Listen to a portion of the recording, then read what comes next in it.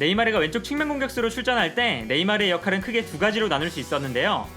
첫 번째는 공격 지역을 자유롭게 돌아다니면서 플레이메이킹을 담당하는 것이었고, 두 번째는 측면 지역에서 폭발력 있는 드리블 돌파로 상대 수비진을 흔들어 놓는 역할이었습니다. 미드필더 자리로 돌려보내고 왼쪽 측면 공격수 자리에는 네레스나 에베르통을 기용하기 시작했는데요. 코파 아메리카에서 에베르통이 놀라울 정도로 좋은 활약을 보여줬습니다.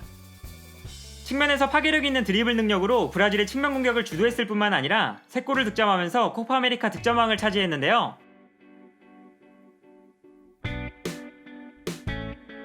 그리고 이처럼 네이마르가 보여줬던 측면 돌파 능력을 에베르통이 담당했다면 네이마르의 플레이메이킹 능력은 쿠티뉴가 담당했습니다. 쿠티뉴는 중앙에서 공격의 연결고리가 되어줬고, 브라질은 공격 상황에서 쿠티뉴를 거쳐서 공격수들에게 볼이 전달되는 경우가 많았는데요.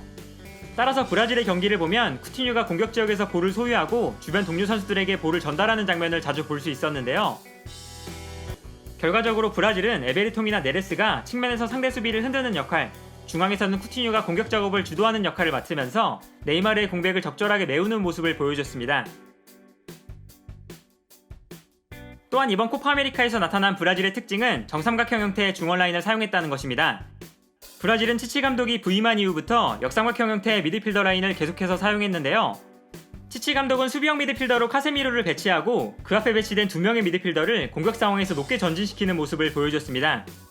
그러나 여기서 문제는 후방에 남아있는 카세미로가 후방에서 전방으로 볼을 보내주는 역할을 수행해야 했는데, 카세미로가 빌드업 상황에서 굉장히 불안한 모습을 보여줬다는 것입니다.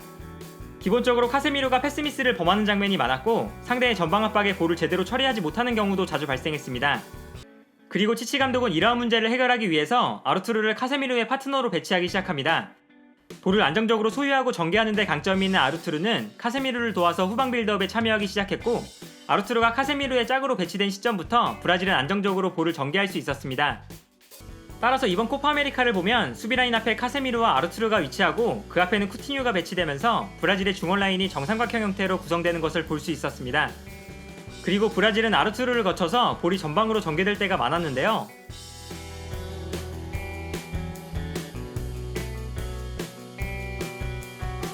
그러나 아르투르는 후방 빌드업에 적극적으로 참여하는 것과 동시에 공격 상황이 되면 공격 지역으로 높게 올라가는 모습도 보여줬습니다. 이러한 아르투르의 동선은 중앙 미드필더들의 공격 가담을 중요하게 생각하는 치치 감독의 성향이 반영된 것이라고 볼 수 있고, 그 결과 브라질은 아르투르가 후방 빌드업에 가담할 때는 중원이 정삼각형 형태가 되고, 아르투르가 공격에 가담할 때는 중원이 역삼각형 형태로 변화했습니다. 경기 장면을 봐도 이번 코파 아메리카에서 아르투르는 공격 지역으로 올라갈 수 있는 기회가 생겼을 때 적극적으로 공격에 가담하는 모습을 보여줬는데요. 이렇게 아르투르가 높게 전진하게 되면 쿠티뉴와 동일선상에 위치하는 장면이 자주 나타났습니다. 한편 아르투르가 공격적으로 전진했을 때 중원에 홀로 남게 되는 카세미르를 도와주는 선수는 좌우 풀백으로 출전하는 필리페 루이스와 다니 알베스입니다. 이 두 선수는 브라질이 공격을 전개할 때 중원으로 움직이는 모습을 자주 보여줬는데요. 마치 중앙 미드필더처럼 움직이면서 중원에서 빌드업 과정에 참여하기도 하고, 상대가 공격을 전개할 때 중원에서 상대의 역습을 차단하는 역할도 수행했습니다. 필리페 루이스와 다니 알베스가 기본적으로 볼을 잘 다루는 선수들이었기 때문에 아르투르가 공격적으로 전진해도 중원에서 안정적인 플레이가 이루어질 수 있었는데요. 따라서 이번 코파 아메리카를 보면 아르투르와 쿠티뉴가 공격에 가담했을 때 필리페 루이스와 다니 알베스가 중원에 배치되는 장면을 자주 볼 수 있었습니다. 한편 브라질은 최전방에서 피르미누의 넓은 활동 반경을 적극적으로 활용했습니다. 피르미누는 최전방에만 머무르는 것이 아니라 중원으로 내려와서 중원 싸움에 가담해주거나 측면으로 움직여서 상대 수비를 혼란스럽게 만들었는데요. 그리고 여기서 치치 감독은 피르미누의 폭넓은 움직임을 좀 더 효과적으로 활용하기 위해서 오른쪽 측면 공격수로 제수스나 히샬리송을 기용했습니다. 제수스와 히샬리송은 측면 지역에서도 플레이할 수 있지만 최전방 공격수로도 플레이할 수 있는 선수들인데요.